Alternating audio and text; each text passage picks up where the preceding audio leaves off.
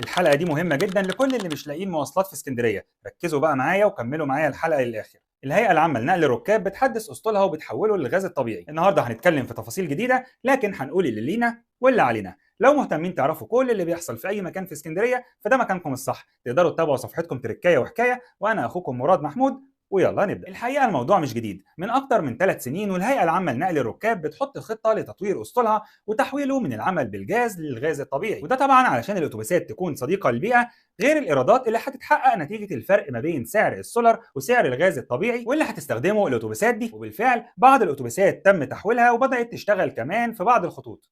ومن ضمن الخطة كمان عمل محطات لتزويد الأتوبيسات دي بالغاز الطبيعي، شراء أتوبيسات كهربائية وضمها للأسطول، إن يتم تحصيل التذاكر الإلكتروني وده تم تفعيله. الجديد بقى إن اللواء أحمد شعبان رئيس الهيئة العامة لنقل الركاب في اسكندرية النهارده أعلن عن تحديث أتوبيسين وتعديلهم وتحويلهم للعمل بالغاز الطبيعي، وإن الأتوبيسين دول هيشتغلوا الأيام اللي جاية. واحد هيشتغل على خط 45 المحطة، والتاني هيشتغل من المنظرة للكيلو 21 في العجل، وإن بيتم تطوير أتوبيسات تانية وهيتم تشغيلها الفترة اللي جاية. الفكرة إن حاليا بيتم تطوير اكبر وسيلتين نقل جماعي في اسكندريه، قطار ابو قير واللي بيتحول حاليا لمترو، وترام الرمل اللي هيتم تطويرها الايام اللي جايه. ده اثر كتير على وسائل النقل والمواصلات وخلى المعاناه بشكل يومي. وعلشان يتم الانتهاء من التطوير ده مش اقل من سنتين، لكن على كل حال الدواء دايما بيكون مر والتطوير مطلوب. وافتكروا معايا كده قطار ابو قير كان شكله عامل ازاي.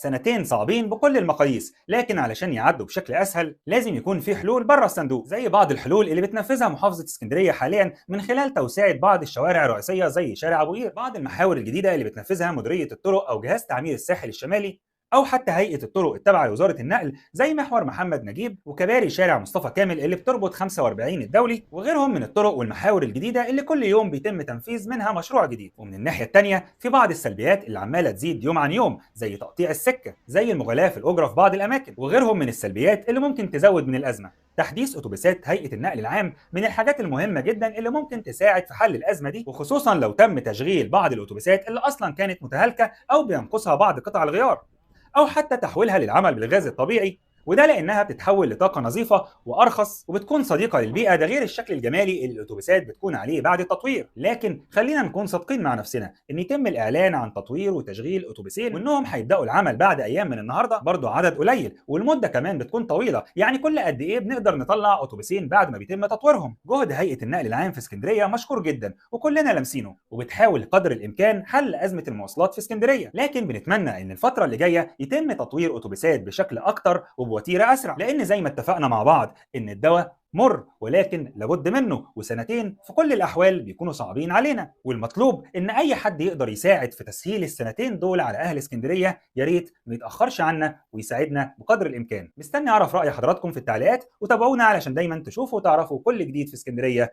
أخوكم مراد محمود.